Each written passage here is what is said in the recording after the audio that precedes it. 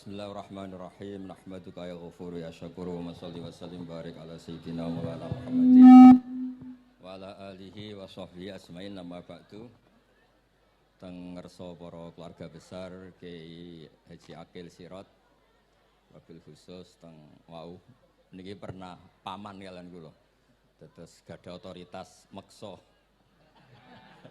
Tapi itu saya keren yang bihan malah pernambah, nggih pernambah, nggih putrine guru kula niku dimanfaatno beliau, kayak gitu.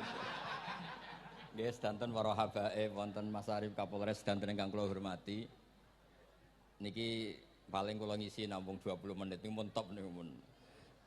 Terus katanya niku ahlul ilmi dihormati, tapi nyatane dipeksa. Terus memang banyak paradok dalam ilmu usul fikih. Ilmu usul fikih itu ilmu yang menjadikan orang itu bisa berpikir. Gitu. Kalau tak cerita tentang pertama tentang Kiai Akil sing al-ma'ruf bi ahli nahwi.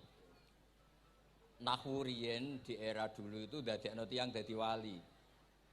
Sampai disebut hatta nahat qulubuhum li nahwihi famin azimi sya'nihi lam tahwihi. Tetes orang-orang baik niku ketika usul teng pangeran nyebut Allah la ilaha illallah mboten saged. Sagete namung nyebut dhamir sya'an niku hu.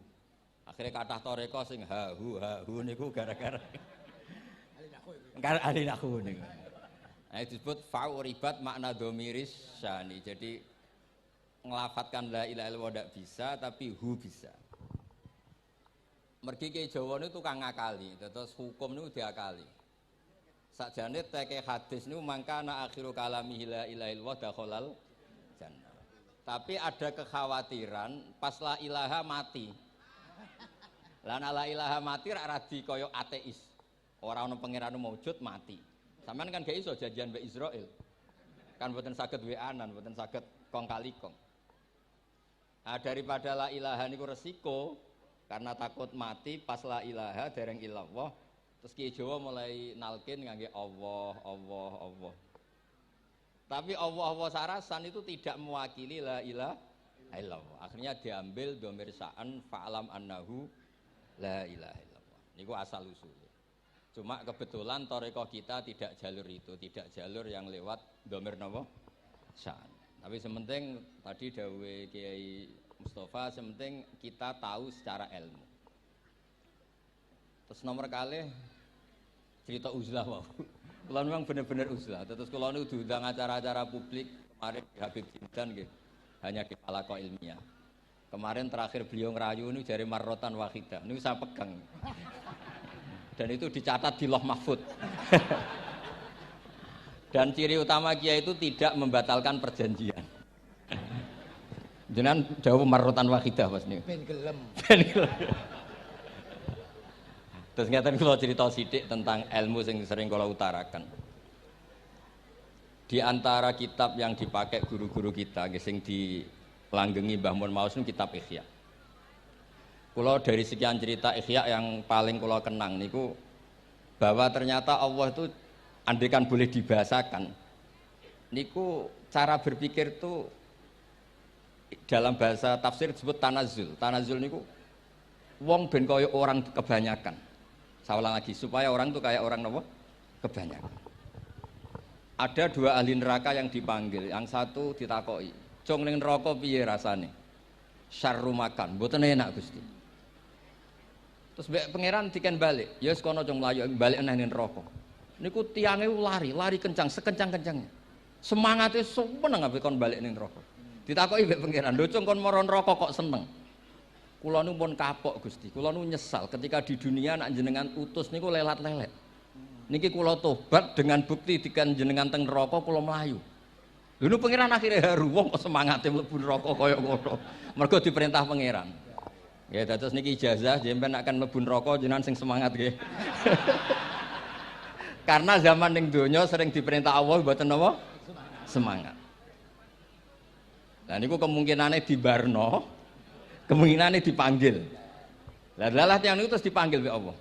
Ya wis kaya wong apik, tak kongkon nurut tenan, semangat tenan, terus diken mlebu swarga. Nah niki ijazah pertama nggih. Dinaken mlebu neraka sing napa? Semangat. Sing kedua niku dipanggil ku plengakan lelat lelet. Kados kula diutus Gus Mus niki nelpon. Nelpon kula mboten purun akhire ning Bika jare matur Gus Subak. Turuti aku diamuk Bika jare Bapak. Dados niki melibatkan sekian pihak untuk memaksa saya datang ke mriki. Aduh, repot wong sawang kempek niku. Repot nyen repot. Mugi-mugi di sepuro ngoten. Yang kedua niku diken mlebu neraka malih ku lelat-lelet, ndelok pangeran mboten semangat. Ditakoki mbek pangeran. Kenapa kamu tidak semangat? Saya itu tidak pernah ngira jenengan yang baik sudah masukkan saya ke surga, kemudian jenengan nyuruh lagi saya ke neraka. Saya tidak pernah mengira engkau itu seperti itu. Terus Allah nggih, ana indadzoni abdibi. Ya ora apa-apa, swarga ya swarga. Ini dua ijazah untuk sampean supaya bisa masuk napa? Swarga. Terus kita tidak pernah tahu napa Gustofa ngundang kula nyenengno wong akeh ganjaran, napa meksa wong alim dosa, mboten ngerti kula carane. Karena dalam ilmu usul fikih, kembali ke usul fikih, kula nu gadah khazanah kathah tentang debate pangeran kalian nabine. Kathah, mboten satu dua contoh di beberapa kitab tafsir. Suatu saat kula sering cerita niki, suatu saat Khalilur Rahman Ibrahim itu kedatangan Israel. Kamu mau apa? Mau matikan jenengan? Kata Nabi Ibrahim, harro'aital khalil yumitu khalilah. Mosok aku kekasih pangeran dipateni, mosok orang yang dicintai membunuh yang dicintai. Orang yang mencintai seseorang kemudian membunuh yang dicintai. Tidak ada itu. Akhirnya Israel matur teng pangeran. Cara politiknya ngeten, wau sing cara lagi seneng ngendikan politik. Wani kiai lengser jare beliau. Ono. Nak kula niku ahli tauhid wis pancen kodok kodare ngoten mawon mboten berpikir ruwet-ruwet. Terus Israel kan mboten biasa logika, kan malaikat itu SOP kan, mboten biasa logika. Akhirnya matur tu pangeran, kata Ibrahim, masa kekasih bunuh yang dikasih, masa yang mencintai bunuh yang dicintai. Tapi Ibrahim baru sadar ngadepi pangeran gitu, lebih pinter. Terus kan ketika Allah fakul lahu, katakan ke Ibrahim, harlo aital khalil yakrohu ayal ko khalilah. Mosok jari seneng aku kok ketemu aku rawani. Jari seneng kok rawani ketemu.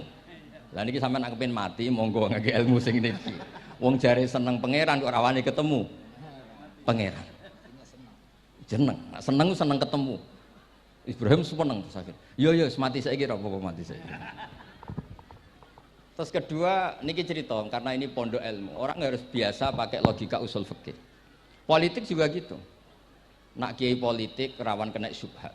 Tapi nak wong soleh ra oleh politik, kowe rido dipimpin wong fasik-fasik kabeh.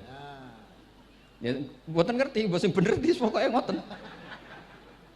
Yes, itu memang logika usul napa? Fikih. Logika usul napa? Fikih. Ketika Nabi Adam badhe didamel, niku materinya saking bumi. Pertama sing diutus Jibril. Jibril ambekan qabdatan minal ardi, segenggam bumi. Saya mau bikin Adam, materinya dari bumi. Setelah datang ke bumi mau ngambil ista'adzat billah. Maksudnya ista'adzat billah, a'udzu billahi minka, saya berlindung Allah dari kamu. Antasinani. Kalau ngarepe Gustofa dari ahli nahwu dados kula niki tak goleki tenan pancen syanahu mun mutaaddi bi nafsi. Mungkin nek dibuli ku antusinani kok panjang nanti cerita. Saya ndak ingin bagian dari saya diambil, kok aku bolong. Iku cara bumi itu sudah masalah. Terus akhirnya Jibril kembali, ya Allah, dia berlindung kepada engkau maka saya lindungi. Allah membenarkan Jibril, Mikail juga sama. Tapi ketika Israel, ini Israel itu masalah memang. Ketika disuruh ngambil bumi, buminya ista'adzat billah, tetap diambil. A'udzu billahi minka antasinani. Saya berlindung Allah supaya kamu tidak melukai saya, mencidrai saya dengan mengambil bagian dari saya. Kata Israel, wa a'udzu billah alla unaffidhu amroh. Saya juga a'udzu billah diperintah Allah kok tidak kasil. Kudu kasil. Lah saya tidak tahu yang benar istilahnya Jibril apa istilahnya Israel. Terus memang sudut pandang. Makanya dulu ketika banyak pondok putri itu kiai-kiai kuno dulu itu menentang. Alasannya nggih, nak bojone jelas khawatir kiai ini kecoba niku jelas. Tapi banyak kiai itu nggih khawatir tenan. Kecoba fitnatin nisa. Tapi ketika logikanya dibalik, apa kamu ridho para perempuan-perempuan muslimat itu tidak dapat pendidikan apa? Agama. Hanya karena orang soleh tidak punya nyali, tidak punya peduli mengajar. Tapi nggih saged diwalik. Ustaz-ustaz sing mane pas-pasan niku kowe ridho nak kecoba. Sampeyan milih mana? Ridho kecoba apa ridho bodoh? Nah, logika-logika usul fikih ini yang kemudian dipakai Wali Songo. Dipakai Wali Songo kemudian membiarkan sekian tradisi yang insya Allah itu salah sebetulnya. Tapi tidak sebanding dengan asmane Allah Subhanahu wa taala. Misalnya begini. Nggih niki dirungokno mawon. Sampeyan ra paham mboten napa-napa. Sampeyan nak ra paham wis anggap ae tawadhu. Sepantese wong awam yo ora paham. Nak paham dadi kiai. Terus biasa mawon sampeyan nak ora paham aja tersiksa. Umpamane jenengan mboten kiai kok kon paham. Nah sampean pinter kados kula mestine ora ngrungokno, semangate hasud. Terus rivalitas mergo. Nah cara Mbah Mun nak cerita ngoten, dhisik kowe zaman bodho iku angger kiai mbok cucuk. Bareng padha kiai niku koyok saingan. Niku pun sunatullah ndak bisa dihindari niku pun sunatullah. Terus kembali lagi ya. Logika-logika usul fikih niku dipakai oleh Wali Songo. Ngeten ada cerita ini rungokno nonton. Itu sudah saya cek di beberapa riwayat termasuk di Musnad Imam Ahmad. Ada orang ini bukti teorinya Wali Songo itu benar. Wonten tiyang gadah kesalahan. Niku dokumen kesalahan niku maddul basar sepanjang mata melihat. Wis ngoten jumlahnya 99 bok. Kayak apa banyaknya? Per bok maddul basar sepanjang mata nopo melihat. Ketika dia ditanya Allah itu kalau tanya demokratis. Adzolamat kakatabati. Jangan-jangan malaikat saya sentimen. Kalau kamu jelek ditulis, kalau baik enggak. Enggak Gusti. Afalaka udhurun. Jangan-jangan kamu saat salah itu punya alasan. Enggak Gusti, ya memang salah. Tapi kata Allah, sudah kamu tenang saja. Kamu punya ini. Itu hanya satu box. Ya kira-kira kayak tempat jam tangan ini. Enggak, kamu punya ini, cukup ini. Terus malaikat tanya, ya Allah, apa artinya, apa ngefek itu kalau ditimbang dengan kejelekan sebanyak itu dengan satu box jam? Orang ini juga bilang, Gusti sudah ada usah ditimbang, nggak ngefek itu pasti kalah. Tapi setelah ditimbang menang yang satu box kecil tadi. Karena di situ adalah la ilaha illallah Muhammadur Rasulullah. Jadi malaikat diancam sama Allah, kamu berani tidak mempertimbangkan nama saya? Apapun banyaknya box itu dosa itu tidak saya. Kalau ini la ilaha illallah itu nama saya. Kamu berani tidak mempertimbangkan nama saya? Ya tidak berani Gusti, ya harus dimenangkan. Nah itu. Semalane kok pengajian ini ya ono ikhtilatur rijal wan nisa, tapi baru kayak ngaji di sepuro. Ya aja muni halal tapi ya aja muni terus gak ono faedahe. Di sepuro insyaallah. Karena kalau nuruti harus steril halal itu kayaknya tidak bisa. Terus di situ ditutup fala yaskulu ma asmillahi taala syai'un.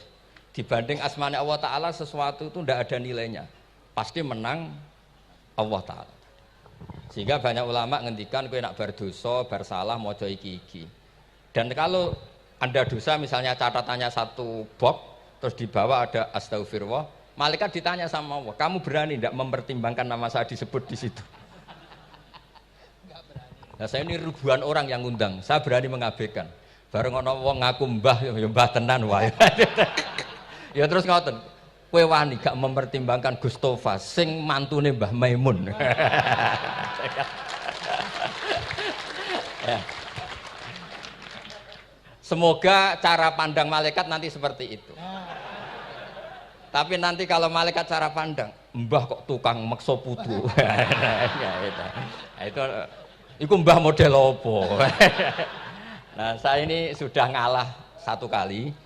Berikutnya logika kedua yang insya Allah terbangun di kalangan malaikat, yaitu mbah ora oleh maksa napa putu. Ning dinggon mbah yang baik putune dolanan di barno. Ini ora. Putu lagi asik-asik dolanan. Rene. Kon nyapu. Nah, itu udah jenis mbah yang baik. Terus kula suwun lah ngaji usul fikih yang serius karena itu menjadikan kita bermartabat.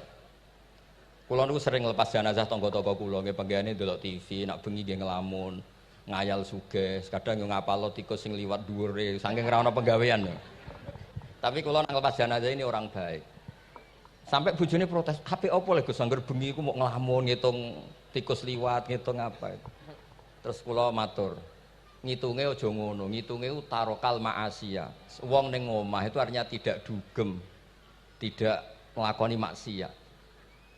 Itulah yang menjadikan usul fikih itu ilmu yang sangat terhormat. Coba kalau Anda jadi pakar usul fikih kayak saya, mau kaji betul usul fikih. Orang tidur semalaman jangan bahasakan tarokat tahajud, wa tarokal witro, wa taroka qiyamal lail. Tapi bahasakan taroka zina, wa tarokal ghibah, wa taroka kada wa kada minal ma'asi. Keren buatan? Keren. Kalau kamu udah ahli usul fikih maka kiai kok amen turu. Kiai kok guyon suwengi. Lu kiai guyon suwengi itu melawan. Kiai itu ustaz juga manusia. Karena bengi ku ya kepen nonton. Tapi kan mboten pantes. Akhirnya korbane santri ini dijak guyon gak jelas. Lah apel ning rodo ya ora pantes. Nglawan nafsu iku berat, carane ya dilalek-lalekno guyon iku. Lah muga-muga malaikat kabeh ahli usul fikih nganggep ngono iku perlawanan terhadap keinginan apa maksiat. Malaikat ngaji ora. Makanya itu disebut di kitab usul fikih Tanghubul Usul itu izma min mubahin illa wa yatahaqqaqu bihi tarku haramim ma. Fa'il zamu minas sukun tarkul qatli wa minas sukut tarkul ghibah. Tidak ada sesuatu yang mubah kecuali saat Anda lakukan, saat itu juga Anda meninggalkan keharaman. Maka sebetulnya mubah ini punya nilai yang luar biasa yaitu tarkul haram atau tarkul ma'asi. Jadi sawangane sampean nang omah kukar-kukur, mlebu metu, kukar-kukur meneh, mlebu metu, bariku turu angop, ngorok. Nah, semoga malaikat ini al-usuli sehingga ngitung itu hadza tarokal ma'asiya kullaha. Hebat. Ini orang yang tinggal napa? Maksiat. Kae nak malaikat itu jenis rada ekstrim. Alumni kempek suwengi ra tahajud ora witir ku alumni opo? Mulane kula niku ngaji usul fikih terus supaya diperdengarkan ke malaikat. Supaya teorinya pakai usul napa? Fikih. Jadi kalau melihat kita melakukan mubah niku dihitung tarkul napa? Ma'as. Nah, ini pentingnya ngaji. Kula nate ditanya sama seorang dosen. Gus, masa iya Quran yang katanya mutu semutu-mutunya kemudian ada ayat kulu washrobu. Mosok urusan mangan, gak usah disuruh orang juga makan. Terus kualitasnya kulu washrobu itu di mana? Terus kalau jawab, terus sorokan yang penting apa? Rapat utawa seminar. Ndak ada rapat, ndak ada seminar itu kamu ndak mati. Tapi kalau nggak makan itu mati. Penting mana? Ya penting makan. Lah iya, jadi orang itu lupa kalau sesuatu yang seserius itu karena menjaga nyawa, yaitu makan. Terus karena makan tuh hal yang murah dianggap biasa, itu bahaya. Sehingga sebetulnya yang kita bisa jadi wali lewat hal-hal keseharian tidak bisa jadi wali karena tadi. Saya punya hadis, ini mudah sekali untuk Anda jadi wali. Bahkan di atas wali lah. Inna woha ta'ala layardo anil abdi. Pakai inna masih pakai lam taukid. Inna woha layardo anil abdi ayyakulal aklata fayahmadahu alaiha. Aw yasroba syarba fayahmadahu alaiha. Allah itu sangat ridho. Ada orang makan satu asupan kemudian dia muji Allah. Loh, orang tidak punya alpat itu tidak mati, tidak punya tanah ribuan hektar itu tidak mati. Tapi kalau nggak makan sesuap nasi, mati. Penting mana? Penting makan. Tapi gara-gara kamu tamak untuk syukur nunggu punya alpat, untuk syukur nunggu punya tanah banyak. Anda ini bodoh. Mau syukur saja syaratnya kok banyak. Jadi sebetulnya kalau kita mau jadi wali itu cukup setiap makan itu kamu syukur. Fayahmadahu alaiha. Au yasroba syarba fayahmadahu alaiha. Makanya wali-wali dulu kalau didik raja yang sedang berkuasa itu ditanya, kamu raja besar, punya pengaruh besar. Andaikan kamu di padang pasir dan kemudian Anda tidak mendapatkan air sama sekali, apakah kamu menggantikan kerajaan kamu demi beli satu seteguk air? Iya akan saya beli karena saya kalau tidak minum mati. La tafrah bimulkin la yusawi jar'atamain. Kamu jangan bangga dengan sistem kekuasaan yang tidak senilai dengan seteguk air. Orang nggak jadi raja itu nggak mati, tapi kalau nggak minum mati. Terus akhirnya dosen itu tahu, wah berarti kulu wasrobu itu luar biasa Gus, ya, sangat luar biasa. Makan dan minum itu luar biasa. Makanya terus adat kiai mertamu mangan. Kalau tadi baru datang kon mangan, di sini ya ada mangan. Ya sanggep aja itu proses jadi wali ngoten mawon. Jadi segampang itu jadi wali. Nah, kemudian gara-gara torekoh terus jadi wali ku repot kon maca 10.000 wiridan kon opo. Kesuwen nih cara-cara kesuwen. Karena ini partai gak torekoh tadi. Dulu abahnya Mbah Maimun Mbah Zubair itu kalau disuruh wiridan lama-lama itu nggak mau. Sementing diridani pangeran, maca kok akeh-akeh. Nah, itu partainya partai ahlul ilmi. Ya partainya partai ahlul apa? Ilmi. Nah kemudian karena saya ini nekuni tafsir ya, itu saya kepengen ya, menggerakkan supaya ilmu Quran itu menarik. Caranya apa? Cari sisi ekstrimnya. Kalau bolak-balik, kenapa sih orang nggak janggal? Nggak janggal itu udah iskal. Quran itu kan kalamu Allah. Saya lagi Quran itu kalamu Allah. Masa iya Allah yang Tuhan kemudian ngendikan iya kana budu wa iya kanas tai. Kepadamu aku menyembah. Masa Allah ngendikan gitu pada kekasihnya Nabi Muhammad. Padahal Allah itu al-ma'bud bukan abid. Allah yang disembah bukan yang menyembah. Semua ahli tafsir, saya bukan bilang sebagian, semua ahli tafsir pasti ngendikan begini. Wa yuqaddaru qabla qaulihi ta'ala iyyaka na'budu qulu. Sebelum iyyaka na'budu itu ada kata yang disimpan yaitu qulu. Jadi iyyaka na'budu itu betul ngendikannya Allah, cuma sudah dikasihkan Jibril kepada umatnya Rasulullah. Jadi Jibril bilang gini ke Rasulullah Muhammad, qul iyyaka na'budu. Kemudian Nabi juga bilang ke umatnya qulu iyyaka na'budu. Jadi ini kalam Allah yang sudah milik kita. Nah berhubung milik kita, kita sah mengatakan iyyaka na'budu. Karena kalau tidak janggal, masa iya Allah berdoa ihdinas siratal mustaqim, tunjukkan kami jalan yang benar. Lah kalau ihdinas siratal mustaqim kalam Allah berarti kan Allah yang berdoa.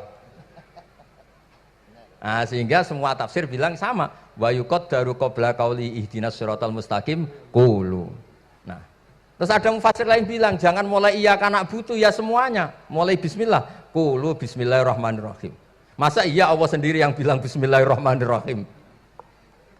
Nah, dengan tafsir seperti ini terus kita akhirnya lagi-lagi kembali ke usul fikih, kembali ke balaghah, kembali ke nahwu. Kalau enggak, ya Anda akan menafsiri Quran pakai logika Anda sendiri. Sampai ada mungkirus sunnah. Pokoknya sementing kembali ke Quran. Orang roh Quran itu kayak apa? Saya kemarin ngaji di Sedan di daerah saya bilang, Sayyidina Umar itu Islam sebelum minta hidayat. Khalid bin Walid ya Islam sebelumnya ya tidak minta hidayat. Lah itu kan janggal. Padahal katanya Quran itu hudal lil muttaqin, petunjuk bagi mereka yang takwa. Padahal tidak ada sabkut takwa untuk Umar. Umar tidak pernah takwa, tapi nyatanya Islam. Bahkan dia masuk ke rumahnya Zaid bin Arqam itu mau bunuh Nabi, mau nyari Nabi, bukan mau Islam. Tapi ketika dengar iparnya membaca Toha ma anzalna alikal Qur'ana litasqa, kemudian dia masuk Islam. Lalu gimana tentang hudal lil muttaqin, petunjuk bagi mereka yang takwa? Banyak ulama yang mengatakan lil muttaqin itu balaghahnya lil iktifa, lil muttaqina wa ghairihim. Jadi Quran itu petunjuk bagi yang takwa dan yang tidak takwa. Dan itu di bahasa Arab sah. Di bahasa Arab sah. Misalnya gini ya, kalau sampean punya ponakan dolan, cong-cong nang mangan. Ya maksudnya ya mangan mbek ngombe, mangan tok seretan mati kan. Itu kan satu paket. Sarobila taqikumul harra wal barda. Pakaian yang melindungi dari panas, di situ nggak disebut wal barda, tapi artinya juga wal barda. Karena kalau tidak diartikan lil iktifa, nanti Quran itu memberi petunjuk bagi yang sudah muttaqin, corong doang nguyai segoro, wis takwa kok. Nah ini kita butuh ahli tafsir yang al-usuli. Karena itu yang menjadikan Quran punya kualitas lagi. Seolah lagi punya kualitas lagi. Kalau ndak, Quran tuh kayak biasa-biasa saja, kayak tadi kulu wasrobu kayak dan seterusnya dan seterusnya. Jadi kalau suwun barokahnya hormat sama orang alim kados Ki Akil, Ki Siras dan tenaga keluarga mriki. Orang menghidupkan logika ilmu lagi. Jadi kalau seneng lah nak dalam Gusmus ahli ilmu mboten krana niat fakir mboten. Biar sampean ngerti lah kalau ngadepi ahlul ilmi itu pun mboten level. Ahlul ilmi itu kalau punya logika itu tidak bisa dibantah. Saya beri contoh sekian contoh yang nyata yang diajarkan Rasulullah SAW. Nabi itu pernah mau dipermalukan orang karena Nabi ngendikan la adwa wala tiarata, tidak ada penyakit menular. Terus ada orang iseng kok onta yang kena kudisen itu dijejerkan yang waras ikut kena kudisen. Terus orang ini tanya, ya Rasulullah ini tadi sehat, tapi kena onta yang kudisen ikut kudisen. Nabi tanya lagi, faman a'dal awal, yang kudisen pertama ketularan siapa? Wah itu dari Allah ya, maksud saya seperti itu. Jadi ada terus orang-orang kafir itu cara berpikir aja alal alihata ilaha wahida inna hadza lasyai'un ujab. Muhammad ya tentu mereka masih jangkar. Muhammad problem kita ini banyak. Kalau Tuhannya satu tidak cukup. Ada problem kredit macet, ada problem macam-macam kan, utang piutang macam-macam. Kalau Tuhannya satu tidak cukup. Kita butuh Tuhan banyak karena problem kita banyak. Lalu Nabi mengajarkan mereka apa logika yang dibangun. Kalau kamu jadi buruh, kemudian majikan kamu banyak, semuanya merintahkan kamu bingung enggak? Ya bingung. Tuhan kamu itu majikan kamu, kalau banyak-banyak perintah semua kamu yang bingung. Ya sudah mat Tuhannya satu saja. Itu disebut darabawa masalah rojulan fihi syuraka umutasakisuna wa rojulan salamal lirrajul. Nah, sekarang itu kita ini mulai kehilangan fatonahnya Rasulullah SAW. Nabi dulu itu kalau nerangkan ilmu, itu logikanya gampang sekali. Logika yang dibangun itu gampang sekali. Ada orang cerita, ya Rasulullah saya ini ada sekian anak saya, yang paling saya cintai satu. Apa saya boleh melebihkan yang paling saya sayangi dalam pemberian? Nabi jawabannya itu tidak langsung jangan enggak. Apakah kamu berharap bahwa mereka semuanya baik ke kamu? Iya, semuanya saya ingin baik ke saya. Ya kalau gitu jangan. Kan tidak fair kita mengunggulkan yang satu, melebihkan yang satu, sementara kita berharap semuanya baik. Itu tidak fair kata Nabi. Jadi dulu Nabi itu, terus ini yang cerita fikih. Dulu Ahlul Madinah itu mangga, itu masih pentil sudah dijual. Pentil dijual harganya 2 juta. Masa iya pentil harganya 2 juta? Karena dengan asumsi sudah jadi mangga. Tapi ketika Nabi datang di Madinah dan penduduk Madinah itu abkhosna sikailan, orang paling buruk dalam pertimbangan dalam jual beli. Nabi cara ngendikan itu unik. Ara'aitum law anna waha yamna'us samra fabima yastakhillu ahadukum mala akhi. Kalau pentil ini ternyata kena angin terus kemudian tidak jadi buah, lalu kamu nerima uang 2 juta itu atas nama apa? Atas nama beli pelem, nyatanya belum jadi mangga. Mosok kalau pentil seharga 2 juta. Semenjak itu terus Ahlul Madinah sadar kalau jual buah itu nunggu ba'da buduwi solahiyah, setelah samroh ini berbentuk. Tapi Nabi tetap ngendikannya pakai logika. Nah, sekarang banyak kiai yang sidik-sidik neraka. Sebenarnya Nabi itu ngajari logika. Ada pemuda dia itu hipersek, mau masuk Islam tapi tetap boleh bebas. Saya ini ingin Islam tapi jangan larang seks bebas. Wah itu sahabat semuanya melarang ketemu Nabi karena ini ngawur betul, masa pamit Islam kok.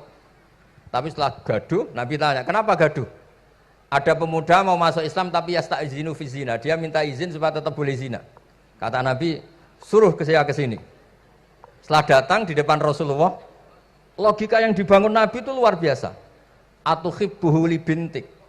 Kamu suka punya anak putri kemudian jadi demenannya orang laki-laki hidung belang. Ya enggak, saya bunuh orang itu. Andaikan itu ke ibu kamu, saya bunuh orang itu.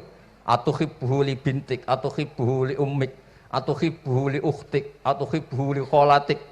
Kamu suka punya anak putri yang jadi demenannya orang? Ya tidak suka ya Rasulullah. Kamu suka kalau punya ibu didemeni orang banyak? Ya tidak suka Nabi. Sampai otaknya itu yastakbihu zina. Sehingga otaknya itu, wah zina itu buruk betul. Akhirnya ya Rasulullah sudah, saya mau masuk Islam tanpa zina-zina.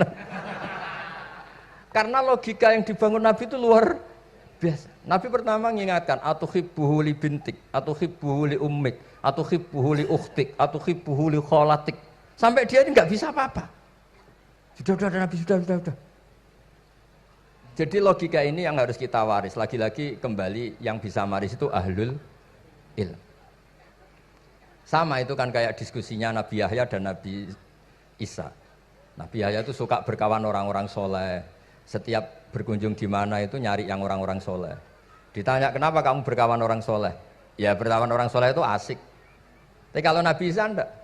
Kalau ada desa-desa yang masih hitam, masih merah itu dikunjungi, kemudian dibina. Ditanya sama Nabi Yahya, lima anda tanzilu ala syirarin nas. Kok kamu kumpul orang-orang yang kayak gitu? Jawabnya beliau, innama ana tabibun udawil mardo. Di mana-mana Nabi itu ya dokter. Di mana-mana dokter nyembuhkan yang sakit. Jadi dulu logika kebalikan itu dibangun. Sehingga dulu ulama khilaf itu ikhtilaful a'immah apa? Rahmah. Masyhur itu. Saya sering cerita dan itu ada di kitab Khilyatul Auliya. Nabi Yahya itu lebih ceria. Nabi Isa itu agak sering cemburut. Atau kebalikannya, pokoknya yang satu tuh mali aro ka'abisan. Ka'annaka taqnatu mir rahmatillah. Kamu kok sering cemburut, seakan-akan rahmat Allah itu terbatas. Wong kok ra iso syukur. Yang satu gojlok, mali aro ka dhahikan ka'annaka ta'manu mim makrillah. Kowe kok guya-guyu, kok is bebas kok neraka wae gitu. Nah, sehingga ya itu tadi sudut pandang. Makanya saya sering cerita dulu kalau Said Abdul Al-Haddad itu tanya, "Cung kowe ngaji sapa?" "Ngaji si A." "Kiaimu tau nangis?" "Ndak." "Ojo ngaji, kiaimu ati atos, kiai kok ora iso nangis."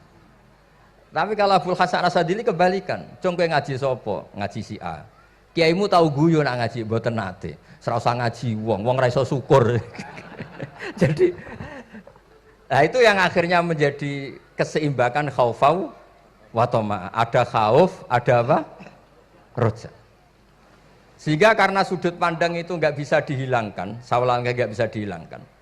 Ini yang sering diceritakan Kisah itu kakaknya ini. Dulu Muhammad bin Hasan Asy-Syaibani, Imam Syafi'i itu lama sekali beliau jadi ulama top yang suka fikir. Dianggap fikir itu aman, ngeringankan hisab. Enggak jenengan fikir yang dihisab malaikat apanya kan? Kan nggak bisa ngisab jenengan, apa saja tidak punya. Punyanya problem. Nah setelah ngaji sama Imam Malik, Imam Syafi'i tanya, yang ilmunya setingkat jenengan siapa? Kata Imam Malik, sebetulnya Abu Hanifah, tapi orangnya sudah meninggal, tapi ada muridnya namanya Muhammad bin Hasan Asy-Syaibani. Kamu ke sana, dari Madinah ke Irak, dulu tempatnya di Baghdad. Setelah di Irak, Muhammad bin Hasan Asy-Syaibani itu kalau ngitung uang tuh di meja, emasnya tuh banyak, uangnya banyak, dia hitung di meja, malah kaget. Saya ini gedeng kiai, kedunyan, ini ketemu kiai, kedunyan. Ya karena Muhammad bin Hasan Asy-Syaibani itu wali, kamu tanya, kamu heran ya ada kiai kaya? Iya. Ya sudah, kekayaan ini kasihkan orang fasik, biar dipakai demenan, dipakai mabuk, dipakai ini. Terus, ya jangan, kalau kena orang fasik bahaya, jenengan saja. Semenjak itu Imam Syafi'i mulai rodok seneng duit. Jadi ada ceritanya, kok diangen-angen, nah, terus keterusan umatnya kayak gini-gini itu. Jadi ini cerita nopo istihad apa? Cerita nopo istihad. Sama pangkat juga sama. Gue seneng nak wong soleh-soleh tidak ikut ngurus negara ini. Mau dikemanakan negara ini. Tapi ada yang berpikir, gue seneng nak wong soleh terkontaminasi. Ya sudah monggo. Sing wis ra payu jabat nggih berpikir zuhud. Sing payu ya berpikir politik. Yang penting semuanya itu berdasar ilmu. Yang penting itu semuanya berdasar apa? Ilmu. Karena ilmu ini basis yang paling diridani Allah Subhanahu wa taala. Masyhur itu di Ihya sering diceritakan Imam Ghazali, ana alim uhibbu kulla alim. Kata Allah, saya ini alim dan sangat mencintai orang alim.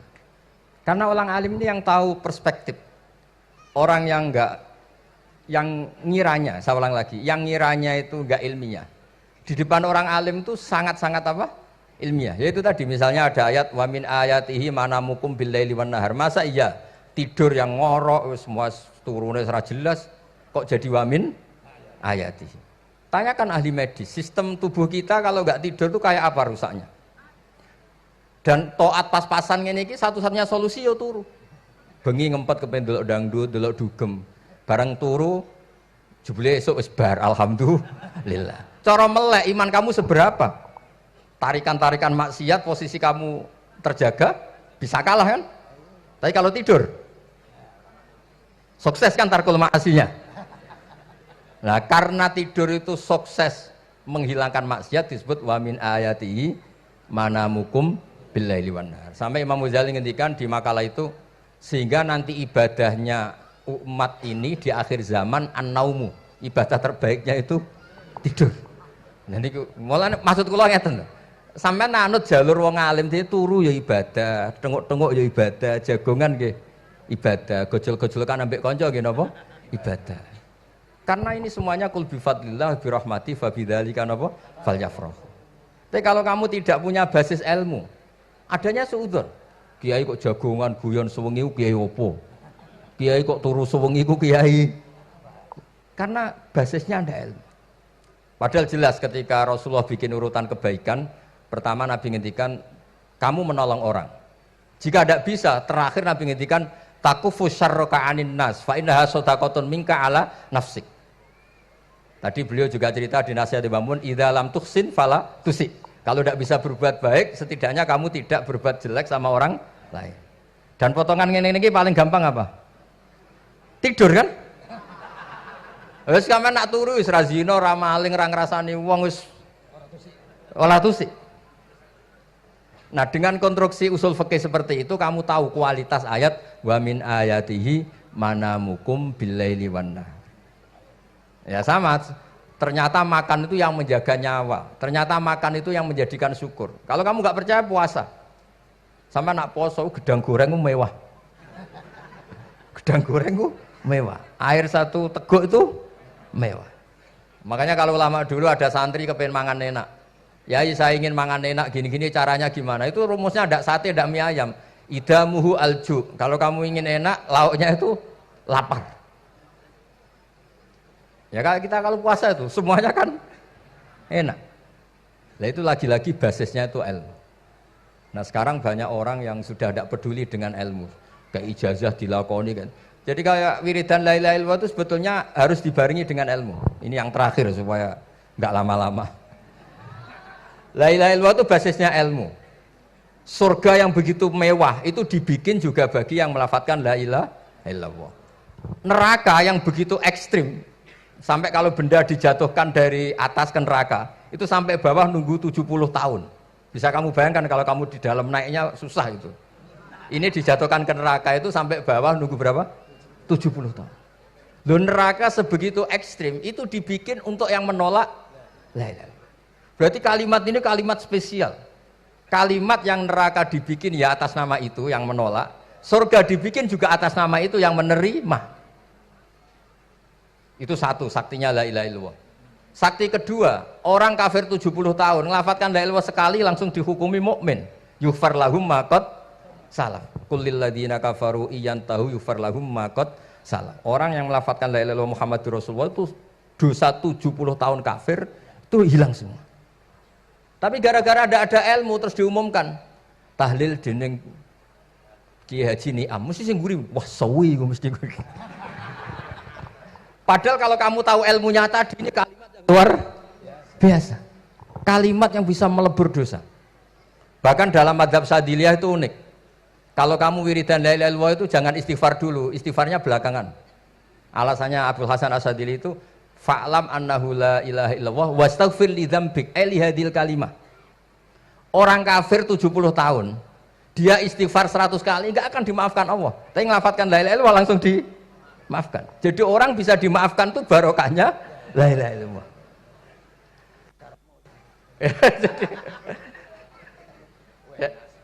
ya kan? Jadi orang kafir 70 tahun, wirid istighfar 100 kali atau 1000 kali dimaafkan enggak? Enggak kan? Tapi kalau membaca la ilaha illallah dimaafkan. Jadi istighfar tuh ngefek positif itu kalau dibarengi la ilaha illallah. Makanya wastaghfir li dzambika bihadil kalimah cara Abdul Hasan. Kamu boleh istighfar berdasar hadhil kalimah, berdasar la ilaha illallah. Tapi terus kemudian ya thariqah itu banyak, itu urusan rasa. Justru karena la ilaha illallah kalimat thayyibah harus disucikan dulu. Caranya istighfar dulu. Nah itu urusan monggo lah. Tapi apapun itu basisnya harus napa? Ilmu. Basisnya harus ilmu. Jangan malah sentimen.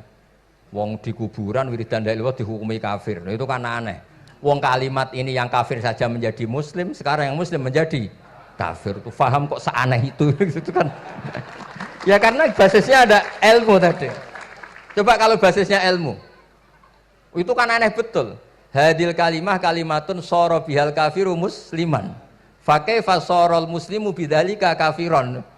Ini kalimat yang kafir saja menjadi muslim. Masa dengan kalimat yang sama yang muslim menjadi aneh enggak? Aneh. Jadi kalau suwon pokoknya basis ilmu harus sekuat-kuat.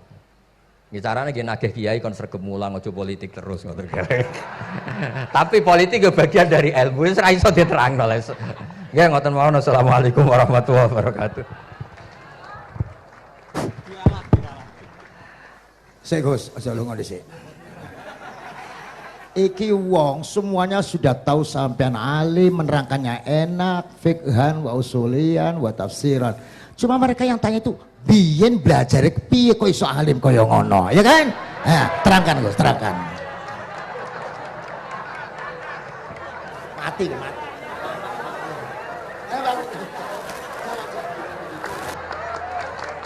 Setuju kan? Setuju?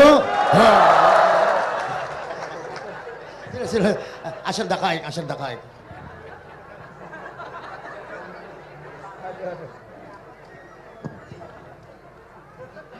Andaikan pertanyaan itu ke Mbah Mun, mungkin jawabnya gurune sopo.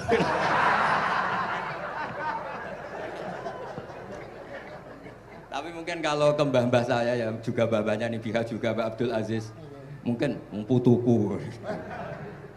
Tapi kalau saya ingin cerita tentang saya paling ya aku sregep. Yang jelas tuh dari kafadlu wa yu'ti apa? Mayas. Tapi gini, kalau ini menghormati bahasa saya ini, kalau ijazah begini, dulu Mbak Mun tuh sering cerita juga bahasa. Kena kepengen ngalim, ku sinau sedurunge ngaji. Ya, misalnya kamu ngaji takrib atau ngaji wahab sama Mbah Mun, kamu baca dulu. Sebelum ngaji. Nah, setelah dibaca, misalnya kamu baca rofa, kok Mbah Mun baca jer, kamu baca jer, Mbah Mun baca rofa, berarti goblok tulen. Karena semua teori Anda kok salah. Ya, misalnya Mbah Mun baca wadakaro sopa al-musonifu, kamu baca wadakaro musonif. Berarti kan goblok banget itu. Ya kan ada cerita gitu, ada orang tuh nggak tahu betul. Gus, maknanya lam tardiman itu apa? Lam tardiman. Dicari di kamus itu udah ada. Ternyata itu di khet lam tarodaman. Dia baca satu lam tardiman, dicari di kamus sampai hidup mati lagi ya gak ada. Nah, jadi kamu baca dulu, misalnya di bab khet lam taro naringali sapa mar'ah daman ing geteh. Ternyata ngaji Mbah Mun paginya jadi baca lam taro daman. Jadi kalau kamu malamnya baca lam tardiman loh kok. Jadi itu kata Dewi Mbah Mun mergo sorokan kabeh santriku ora mungkin. Carane ngecek kebenaran Anda itu motose. Nanti kalau kemiripannya 50% ya separuh alim. Kalau 70% ya serondo alim. Tapi nanti kalau kemiripannya sampai 100% dan berkali-kali, ya berarti kan sudah luar biasa. Jadi yang ngaji sama Ki Mustafa, Ki Niam, saya mohon santri-santri itu belajar dulu. Biar bisa ngecek nanti guru saya baca kayak apa. Podo salah ya, Gus. Kenapa tak? Podo salah. Karena kiai itu kalau salah ya mau ngalah. Ini ceritanya Mbah Mun betul. Ada kiai nggak tahu apa kakean mergawe, kakean politik nggak tahu. Wal babi lan walang. Terus ada santri, kulo gak ada makna kok lawang. Ya walang sing lawang cung. Mau ngalah. Terus watini lan wit alu. Gurune maca alu. Kulo gak ada makna kok elo. Lah ya wit telu kena gua asu. Tapi saya menangi kiai itu kalah sama santri itu. Saroko nyolong sapa wong albedo tangi anduk. Terus gurunya kaget. Cung kok anduk, cung. Bareng didelok endok. Karena kalau pegon kan anduk sama endok itu padha wae. Ini ada padha. Tapi kiainya akhirnya kalah. Memangnya nyolong anduk boleh? Yo ora, cung, yo haram, yo padha wae kalau gitu nyolong. Nyolong endok ya haram, nyolong anduk haram. Lo cerita itu masyhur itu. Kalau cerita yang terkenal di Lirboyo itu kan ada santri dari Jakarta di kelas. Gurunya bilang Ja'a Zaidun, Zaid datang. Waro'a itu Zaidan, saya melihat. Si murid ini itu melihat pintu terus. Lama-lama gurunya itu tersinggung. Kamu diajari pelengahan nggak sopan. Habis Ustadz bohong. Lah kenapa bohong? Katanya Ja'a Zaidun, Ra'a itu Zaidan. Zaidnya mana?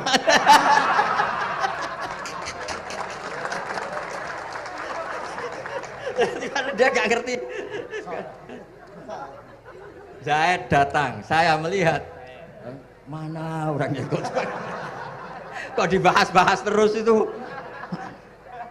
Ya, jadi yang serius tadi kalau sampean ingin nguji kualitas Anda, makanya saya dulu itu pede baca kitab di depan Mbah Mun karena ya ngecek. Dan dulu itu Gus Zofur, Gus Kamil sebelum ngaji ya itu mesti sinau sama saya. Nanti ketika Mbah Mun baca tadi kalau kemiripannya kita 90% ya bagus. Syukur-syukur sampai 100. Dan itu terulang sampai Wahab Hatam, Jamul Jami' Hatam. Sehingga kita tahu.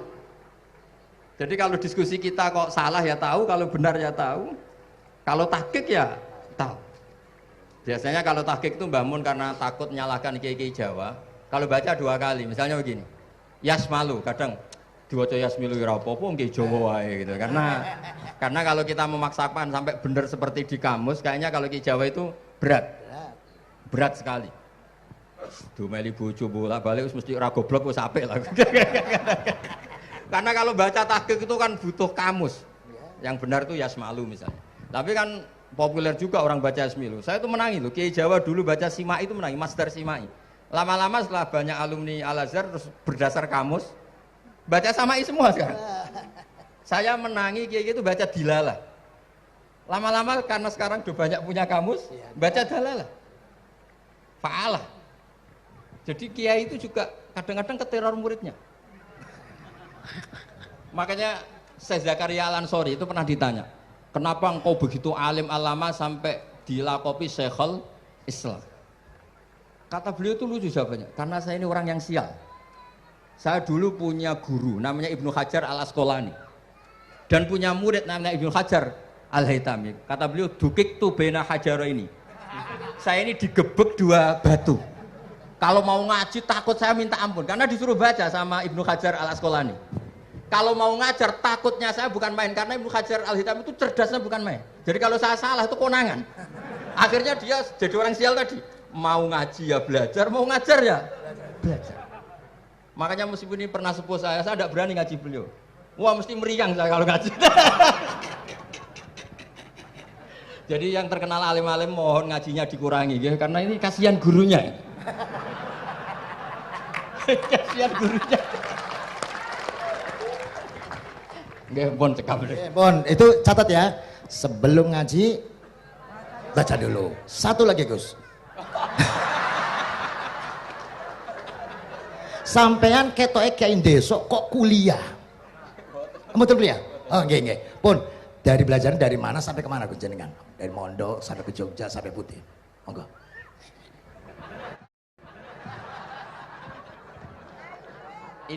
Ini karena sesuai kontrak, nggak boleh nyulayani janji sekali aja Sekali tak tekno Gus. Jadi sebetulnya kalau di ilmu, saya kan sering ketemu ahli geologi, ahli sosiologi. Sebetulnya di ilmu kita, saya kan lama di Jogja dan itu yang saya pakai juga ilmu zaman di pesantren. Misalnya sosiologi itu kan ada mukadimahnya Ibnu Khaldun. Itu kan teorinya luar biasa. Misalnya begini, kenapa Rasulullah itu harus dari suku Quraisy, suku yang sangat terhormat di Mekah? Itu secara teori sosiologi loh, bukan teori nubuah. Kata Ibnu Khaldun, Nabi itu mesti final dzori kaumi itu aneh. Saya ulang lagi, Nabi itu final dzori kaumi pasti aneh. Nah masa aneh-aneh ini ditoleransi oleh umatnya karena beliau dari suku yang terhormat. Coba kalau dia dari suku, beliau dari suku yang hina, pasti pas aneh-aneh langsung diadili. Ya kalau di NU lah, ndak Gus Dur kok bikin aneh-aneh di NU kan langsung tuntas. Tapi berhubung Gus Dur cucu Mbah Hasyim, orang itu mentoleransi, bahkan mengira jangan-jangan teori beliau lebih baik ketimbang kita. Nah makanya terus kata Ibnu Khaldun, ma ba'atsawu nabiyan illa fi mana'atin min qaumin, tidak ada nabi diutus kecuali dari kaum terbaik supaya masa-masa transisi ini nggak ada perlawanan. Nah itu namanya sosiologi. Sehingga beliau ngendikan Ini versi tarikh, bukan versi Ibnu Khaldun saja. Ketika sahabat disuruh hijrah karena disakiti orang kafir Quraisy, lah engkau sendiri ya Rasulullah, saya ini orang Quraisy, nggak akan ngalami yang seperti Anda alami. Nah itu namanya sosiologi. Begitu juga matematika. Saya sering ketemu pakar matematika dari UI, dari UGM. Misalnya bilang zakat kan 2,5% misalnya zakat tijar. Saya bilang kalau ngitung itu porogabit, padahal kita zaman sekolah porogabit itu pantangan. Tapi saya bilang, saya punya matematika lebih cepat. Apa itu Pak Ba? Kalau manggil saya Pak Ba. Kalau di kitab disebut rubu'ul usur apa? Jadi bertahap. Misalnya 1 juta, usurnya akan 100.000. Setelah 100.000 rubu'nya 25.000. Itu kita tidak usah pakai catatan bisa. Nah itu matematika Arab. Makanya orang Arab tuh nggak bisa nulis, tapi matematikanya cepat karena bertahap. Misalnya 1 miliar ya cari aja usurnya 100 juta. Berarti rubuhnya 25 juta. Berarti 2,5-nya 1 miliar itu 25 juta. Tapi kalau orang Arab bilang itu rubuhul usur. Diusurkan dulu baru dirubuk. Misalnya 6. 2/3 6 berapa? Orang Arab bilang sulusan. 6 sulusnya 2. Sulus 2 kali berarti 4. Sama misalnya zakat zuro. Zakat zuro itu kan al-usyur sama nisful usyur.